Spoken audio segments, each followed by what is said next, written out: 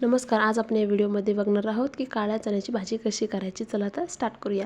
यासाठी मी एक वाटी चणे छानपैकी भिजवून ठेवले होते. त्यानंतर त्याला 2 सिटी मारून कुकरमध्ये घेतले आहेत. आता आपण मसाल्याची तयारी करूया, ज्यामध्ये मी घेतलेला आहे बारीक कट केलेला कांदा, एक टोमॅटो, कोथिंबीर आणि कढीपत्ता. हे सर्व आपल्याला भाजीमध्ये टाकायचं आहे. तर त्यासाठी मी कढई गॅसवरती ठेवून छानपैकी 2 चम्मच तेल टाकून ते गरम होऊ दिलं. त्याच्यानंतर त्याच्यामध्ये अर्धा चम्मच जिरे टाकून तेही छान प्रकारे तळू द्यायचे. जिरे छान तळले की भाजीचाही वास छान येतो. 4-5 कढीपत्त्याची पाने टाकून तेही छान तडतडून घ्यायचे आहेत.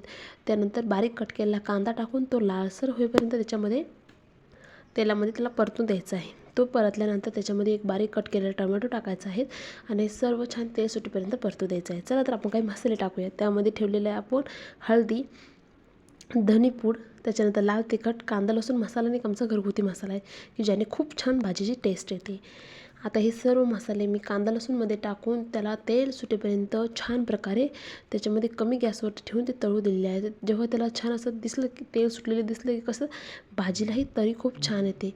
त्याच्यामध्ये थोडीशी कोथिंबीर टाकून ते सर्व मिक्स करून घेतलं आणि त्यानंतर त्याच्यामध्ये 1 चम्मच पाणी टाकून कांदा लसूण जे हे आहे ना ते सर्व छान 5 मिनटं त्याला एक उकळी येऊस्तर ठेवायचं. याने कसं त्याची आपली भाजीची ग्रेव्ही ना खूप छान थिक होते.